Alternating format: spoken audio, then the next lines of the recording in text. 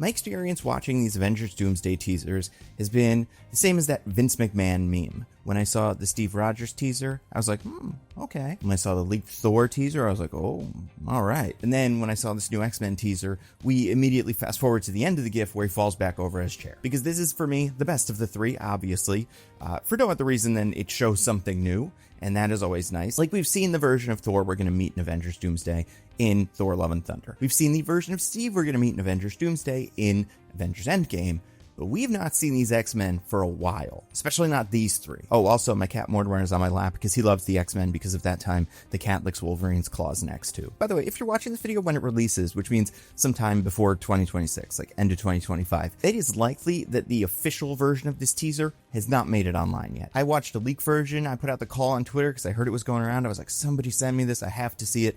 And I've been hearing nothing but good things. And thank you to the fine friends of the channel who pointed me to that trailer, so I was able to watch it. And I want to talk about it. I'm not going to show you the teaser here. I'm just going to describe it to you. But I'm also going to talk about like what the X-Men's role is going to be in this movie, what it can be, and what I'm expecting based off what we're seeing. So like I said, this is the third one. This is the X-Men teaser. And I love that. I love that they got their own teaser. I love that they're a draw. The same way that Captain America and Thor are draws. Like, the X-Men are my favorite thing in Marvel Comics. They're one of probably my favorite, like, thing in pop culture. They're the individual, like, group of stories, characters, you know, call it a franchise, universe, whatever, that I personally enjoy connect with the most. And I am an enormous fan of the original X-Men movies. Don't get me wrong, some of the new ones are good, some of the new ones are even great, but there's something about those original X-Men movies that just really sticks with me. However, as a fan of those movies, there have always been specific things that, because of the team behind them, maybe specifically the director behind them,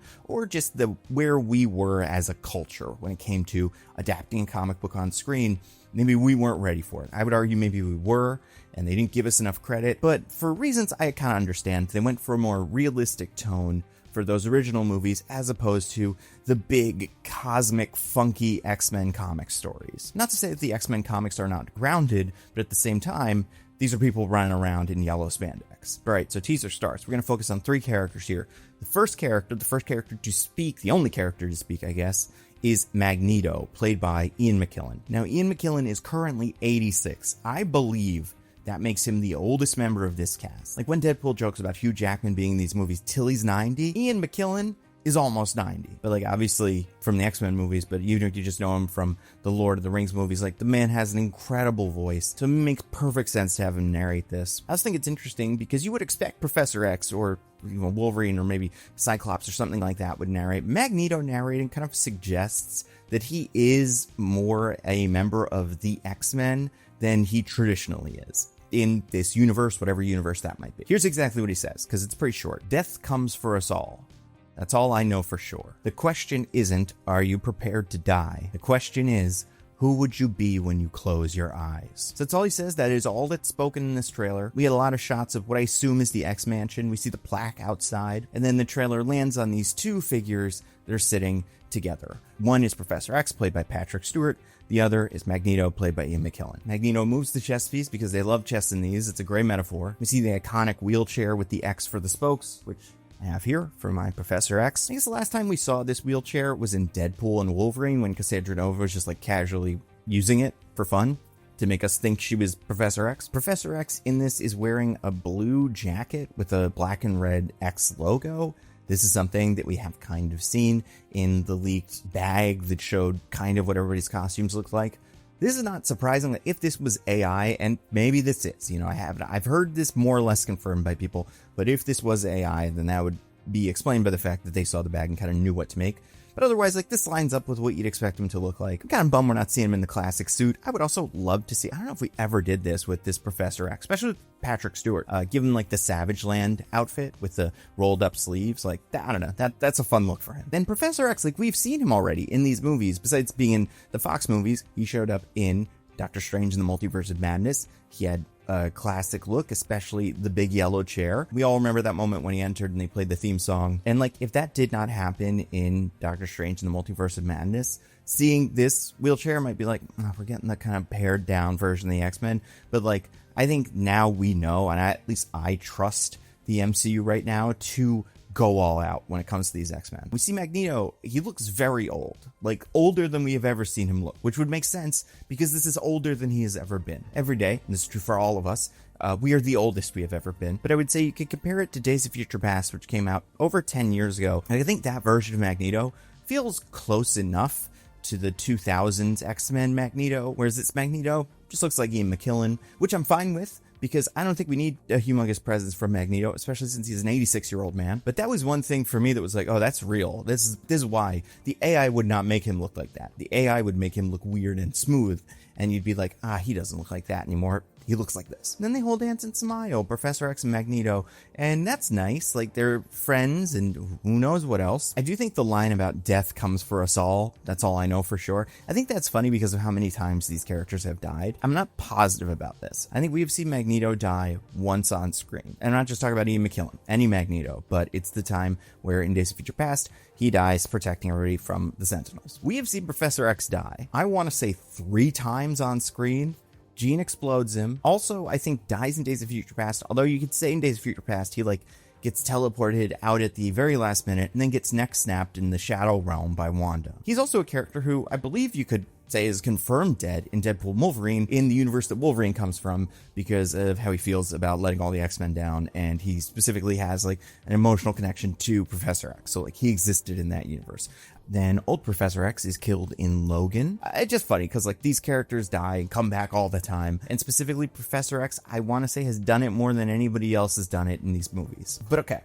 So then we see what is the image that everybody's going to remember from this trailer, and it's a real quick shot. It is James Marsden, Scott Summers, aka Cyclops, looking all messed up, face covered in what seems like maybe oil, maybe some blood. This is pretty hard to tell from the very, very low res version of this that I saw. But he seems like he's at the end of a big fight, and he just whips off the visor, which is something that he does whenever things get serious, and shoots a humongous optic blast into the air. 2 important things about this shot. Number 1, he's got the good costume, and you can see it in the tight shot, but it is very reminiscent of the Jim Lee, X-Men in the 90s Scott Summers outfit that a lot of people, myself included, would say is the iconic Scott outfit. They got so close to X-Men Apocalypse and then for whatever reason decided not to use the pretty good costume that they made for their Cyclops, but this looks really good. The one thing I did notice, it doesn't have the yellow shorts he usually has. It was blue, but that feels in line with how they tend to do these. So yeah, there may be room for improvement, but by far this is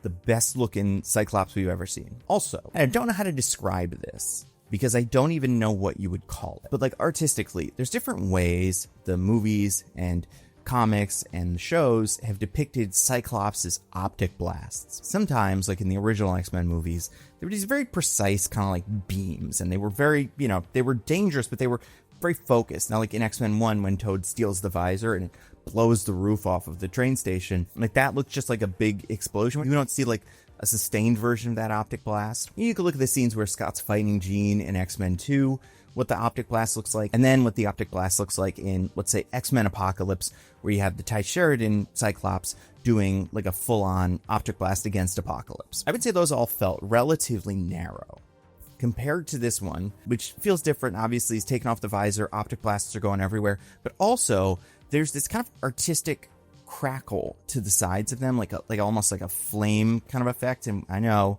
you don't have to tell me it's not fire, it's not laser beams, but it's also not punches. People say it's the punch dimension. I've even said that, I'm sure, before. I didn't realize that was kind of an urban legend. It seemed like that was printed perhaps in one of the handbooks at one time, but the story, in case anybody's confused, just so we're all on the same page here, what happens is Scott's mutant power is his body absorbs solar energy and then converts it into optic blasts that are focused through Scott's eyes. It is why, if Scott is in perfect darkness for long enough, he just doesn't do optic blasts anymore. He can open his eyes and nothing happens. It's something I learned recently. And X-Men 97 did this incredibly well. You can see it in the end of the first season when Cyclops is fighting Bastion. There's things you can do that make the optic blasts look more wild and exciting and dynamic. And I love that they are doing that here. I have heard the rumors. I don't even know where you could call this, how this is a rumor, but word has spread potentially that this is the best looking movie the Russos have made. And I'm sure people will say, oh, that's not a high bar. Their movies all look like concrete. And that's fair, but it seems like maybe they're not doing that this time. And this is the first thing that I've seen that made me go, oh, this might look amazing. Like, this could look so good. Taking another shot at some of these really dynamic powers from some of these X-Men could be so cool. And if the Russos are up to the task, I am very excited. Other things in this shot, we see a Sentinel in the background, a classic Sentinel, a really big Sentinel. It seems like Scott is in the middle of a big fight with probably a bunch of Sentinels, and he has lost that fight because I'm betting a lot of the X-Men are dead or at least knocked out. There have been rumors that there's going to be some sort of Sentinel invasion. We've seen many different Sentinels in these X-Men movies. I wouldn't say any of them have been exactly right. X-Men 3, you see them fighting a Sentinel in the Danger Room. I think looks pretty good, has the right height. And then Days of Future Past, you have the evil liquid metal Sentinels from the future that are scary, but not traditionally what Sentinels look like. Then you have the 60s, like Dyson vacuum cleaner Sentinels, which also kind of reminiscent of what the Sentinel design looks like. And I would say fit very well into the period that movie was going for, but also kind of not what the Sentinels usually look like. I am so excited to see a big Sentinel and see a big Sentinel fight. And like, we saw lots of great Sentinel fighting moments in X-Men 97. There's also what is apparently a fan animation. I just assumed it was official because it looked so good, by someone named Sarp Searcher. And they took all of the X-Men from Marvel Rivals and had them fight a Sentinel. And it just goes to show you, like, if the Sentinels are really big, you can do so many things with like Wolverine climbing up the arms or things like that. So what does this tell us? So first of all, the X-Men are in some trouble. There's going to be a big fight at what seems to be, I would imagine, the X-Mansion. And the X-Men are going to not do very well. They're going to have costumes that are going to be similar to what they wore in the comics, which is great. Which means they'll also probably be similar to those leaked costumes from that bag. The X-Men that are in the movie, because it's not everybody, by the way, if you haven't seen like the chair reveal thingy, Professor X, Magneto, Mystique, Beast, Cyclops, Nightcrawler, Gambit. Those are the only 7 that have been confirmed for this movie. There's also heavy rumors that Deadpool, Wolverine, and then maybe X-23 will also be from this Earth. And people will say, but all the chairs, there's so many people, why do there have to be other people? They don't have to be. But like, we just saw the Captain America thing. Clearly there are. Also, Monica Rambeau, who is on that Earth, was not in any of the chairs. I have to imagine she's going to be in this movie.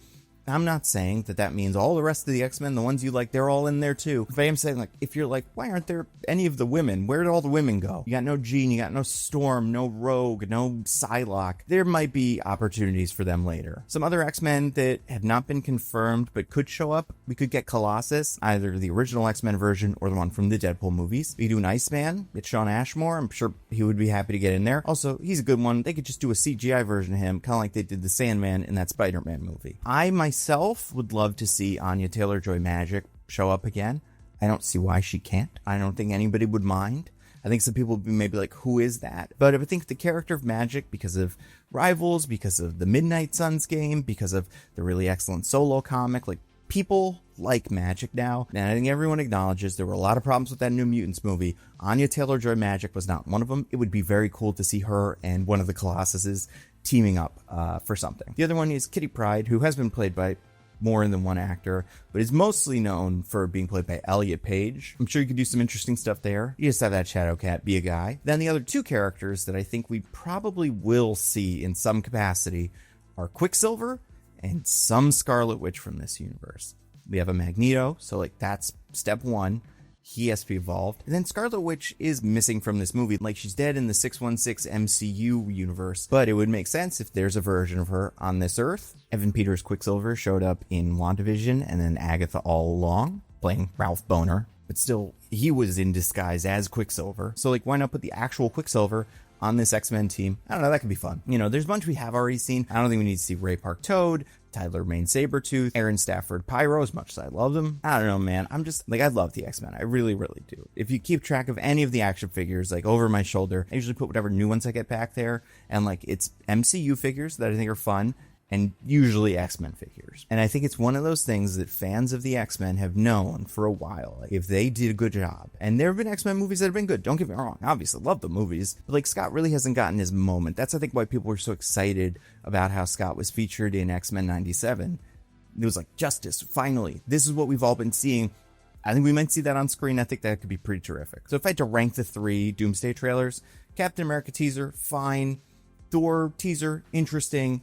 And then this X-Men teaser, like, way higher than that, like in a different stratosphere. Also, I love that it's just the X-Men will return in Doomsday. So we have one more of these coming up. There have been a lot of rumors about what we're getting. It seems like, and I think this is probably true based on the really weird specificity of it, because originally it seemed like maybe a Doom teaser would be the last one, but now like that doesn't seem like that's going to happen. They might be saving him for like the Super Bowl, maybe even for longer if they can. And like, don't give everything away. Good idea, Marvel. It seems like the last one is going to be a Fantastic Four / Wakandans trailer, which I think is interesting because they've never met. I don't expect them to meet in this. Like, I'm sure they'll meet, but like, I'm not like, oh man, I can't wait to see the Thing meet Shuri. However, it is kind of interesting because Black Panther was a character that debuted in a Fantastic Four comic. So they do have a history, but like these versions of them don't, unless they have a T'Challa in their world. But then like, where was he? He would be super useful fighting Galactus. Also, I think it's worth mentioning, like,